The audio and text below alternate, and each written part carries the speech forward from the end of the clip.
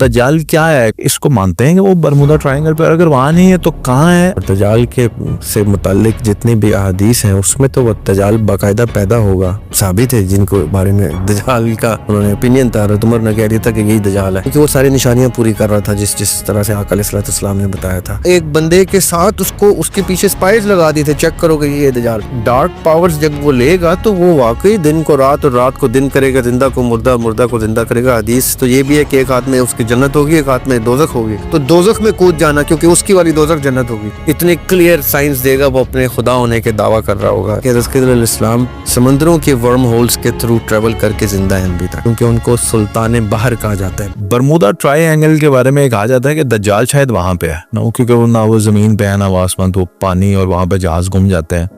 تو آپ بھی اس کو مانتے ہیں کہ وہ برمودا ٹرائنگل پہ، اگر وہاں نہیں ہے تو کہاں ہے؟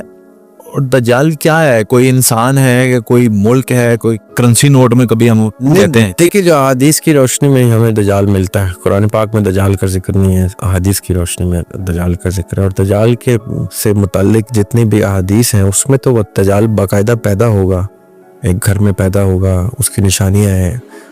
ہسٹورک ریفرنسز میں تو احادیث میں ایک ثابت ہے، جن کو بارے میں دجال کا انہوں نے اپینین تھا، حضرت عمر نے کہہ دیا تھا کہ یہی دجال ہے، اور پھر بعد میں وہ اس کو بھی پتا تھا، سب اس کو دجال کہتے ہیں، کیونکہ وہ ساری نشانیاں پوری کر رہا تھا جس طرح سے آقا علیہ السلام نے بتایا تھا۔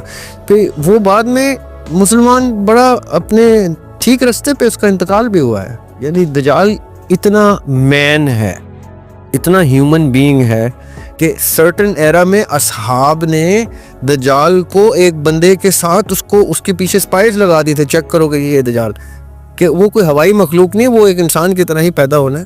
اور پاورز کیسے آتی ہیں اس کے بعد؟ اب اللہ تعالیٰ نے دیکھے نا، ان پاورز تو ہمارے قبیلے کو بھی دی ہیں، حق والوں کو بھی۔ باطل کو پاورز تو اللہ تعالیٰ نے ابلیس کو تو ویسے چھوٹ دے دی ہے۔ قرآن پاک میں اللہ تعالیٰ کہتے ہیں، جب ابلیس نے کہا یا اللہ مجھے مہلت دے، قیامت تک کی مجھے مہلت دے، میں ان کو بھٹکاؤں گا، سوائے ان کے جو صالحین ہیں ان کو میں نہیں بھٹکا پاؤں گا، باقیوں کو میں بھٹکاؤں۔ تو طاقتیں تو ابلیس کے پاس اتنی ہیں کہ ہم بیان بھی نہیں کر سکتے۔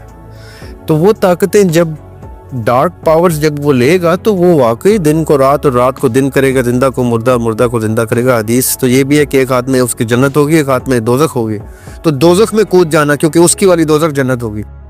بڑی کلیئر آئیڈینٹیفیکیشن ہے کہ دجال جب آئے تو بھاگو، اس کے قریب بھی مت جانا، بڑے سے بڑا ایمان والا جو ہے وہ بھاگ جائے گا۔ اتنی کلیئر سائنس دے گا، وہ اپنے خدا ہونے کے دعویٰ کر رہا ہوگا، بائی فورس بھی اور بائی میجک اور کریشن بھی۔ سامری جب تھا موسیٰ علیہ السلام کے سامنے، وہ کچھ چھوٹے موٹا جادوگر تھا، وہ کیا کچھ کر رہا